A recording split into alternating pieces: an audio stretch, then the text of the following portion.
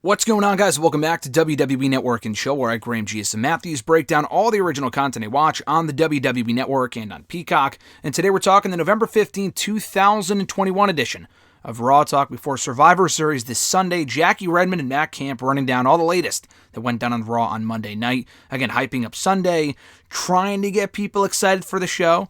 I might be there, so I'm looking forward to it for that alone.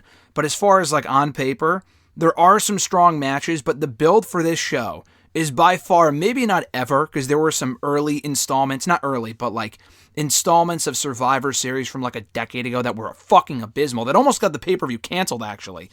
But this is by far one of the worst pay-per-view builds I have ever seen. They have done a piss-poor job about getting people excited about the Raw and SmackDown stuff, which no one's ever really been excited about to begin with, especially with the draft happening 6 weeks ago, not even. But if they don't care about it, which is very clear from watching the shows, then why should we? Why even bother doing it? You know what I mean? By this point, you would think they would either abandon it or add stakes, which we have yet to see. But nonetheless, to start off Raw Talk this week, Redmond and Camp recap the opening segment that saw RK Bro and Big E fall short in a six-man tag team match to the Usos and Seth Rollins. And it was in said match that Camp actually acknowledged the Rollins and Riddle history. Now, I don't think, as far as I can remember, they have any history on TV. I might be wrong, I might be forgetting there's a lot of WWE content to keep track of, but I think what he's talking about is the Rollins and Riddle, and Camp does a good job of acknowledging stuff that happens outside of the WWE bubble. He's talking about the heat that was there, so to speak, between Rollins and Riddle, from what Riddle said about Rollins, or what Riddle's wife said about Rollins and Becky, or just Becky, or whatever the fuck it was. There was some heat there. I think Rollins, or rather Riddle, a lot of R words, I think Riddle had later said they had made up. Or Rollins, they moved on, they patched it up, whatever. So I thought it was cool that he acknowledged that. But we hear from Big E backstage at Raw with, I think, Mackenzie Mitchell, who filled in for Kevin Patrick this week. So hopefully that's not permanent. I love Kevin Patrick. I don't know where he was this week. Hopefully he was just off, and he'll be back soon. Mackenzie's great, but hopefully that was not this is not it for Kevin Patrick on Monday Night Raw.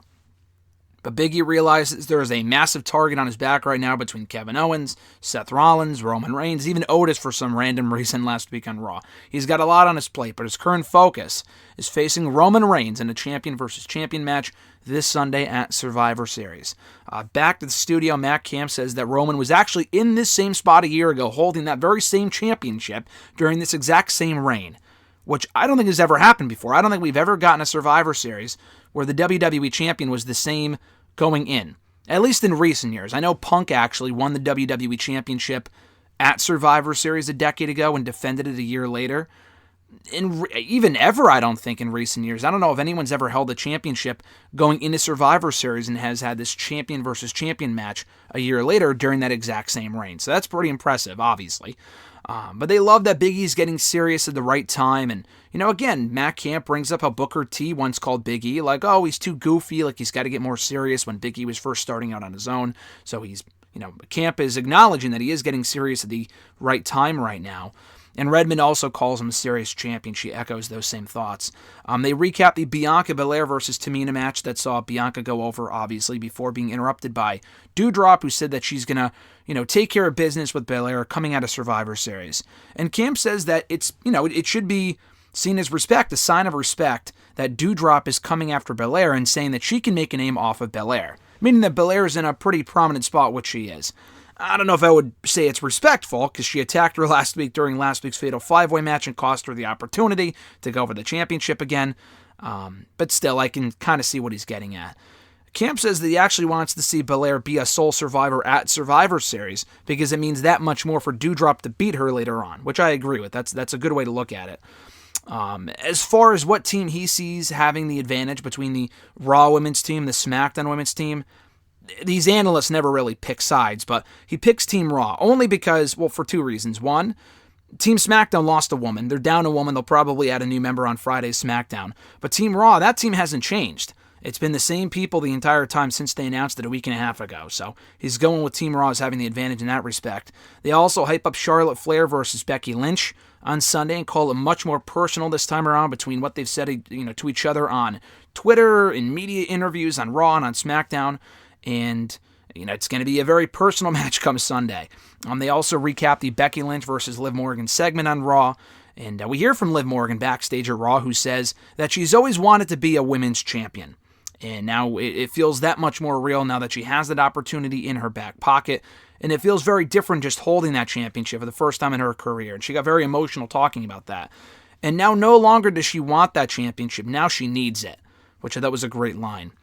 She calls this upcoming match with Becky, whenever it might be, the biggest of her career, obviously. And she praises Becky's fairy tale life. But come that championship clash, Liv Morgan has nothing to lose. I thought this was a really good promo from Liv, and I thought she did some of, if not the best promo work of her career, I thought, on Monday's Raw. I'm really loving what they're doing with Liv right now. It's about time they finally acknowledged her and watched her and, whatever, and then put her on the show in a meaningful role. I think that's great. Matt Camp says that she has a fire lit underneath her right now, and she's going to be a force to be reckoned with, is Liv Morgan. To close out the show, Camp and Redmond recap the Bobby Lashley versus Rey Mysterio main event that saw Bobby Lashley completely annihilate Rey Mysterio, as well as Austin Theory taking Rey's place on Team Raw. Now, Matt Camp does acknowledge that Adam Pearce said a week ago he wants only former champions on his team, which is why Dominic was taken off in favor of Bobby Lashley, or Bobby Lashley got the opportunity to take the spot and he did. So why would you then take off Rey in favor of Austin Theory, who I like, and he's a shining star on the show. He's going to be a future star for sure. But he has won 0 championships anywhere he has been. NXT, Raw, he has yet to hold gold. I mean, a former Evolve champion, that doesn't exactly count. So why is he getting this opportunity? Because Adam Pearce thought Rey Mysterio was hurt? He fucking put him in the match. So this is all Adam Pearce's fault, basically. But we get to hear backstage from Austin Theory at Raw talking to, I think, Mackenzie Mitchell or whoever the other Raw interviewer is, I forget. But or no, it's Sarah Schreiber, of course, because he has Sarah Schreiber take a picture of him at the end of the interview. But he basically says that Team SmackDown should be lucky to be sharing a ring with him on Sunday. He runs down the whole member of the team that we know about. There's only 4 announced, the 5th spot to be named probably either on Friday or Sunday. And he also specifically calls out Jeff Hardy. And I was a little surprised he didn't mention the fact that he has the advantage over Jeff because he beat Jeff in Jeff's final 2 matches on Raw earlier this month or last month or whenever it was. And then to close out Raw talk, they hype up the Survivor Series card for Sunday, as well as Austin Theory and Kevin Owens appearing in the bump on Wednesday. So a decent episode of Raw talk per usual. Did its job of hyping up Survivor Series, recapping the biggest headlines from Raw. I thought Raw was decent this week, not as good as it has, not as good as it's been the last 2 weeks. But that being said, I'm very interested to see what they'll do going forward. And I thought it was a decent Raw talk. So really nothing to go out of your way to see. The Austin Theory interview and the Big E interviews were good, but just way too short. I thought Liv did a great job with what she, the time that she had to talk here on the show. And the biggest problem with Raw Talk and Talking Smack compared to the previous format is that the talent now have far less time to talk than they did before. Before it was laid back, they would get like 5 minutes to do whatever they wanted. Sometimes that was it was more of a con than a pro, but more often than not, it made the show very, worthwhile to check out these exclusive interviews. We get these very short interviews now, like something you would see on the WWE YouTube channel, so not a big fan of that. But again, did its job in hyping up Survivor Series for Sunday, a show that literally almost nobody is excited for, which, again, I can understand because the build has been terrible. Absolutely awful, but we'll see Sunday if they can exceed expectations.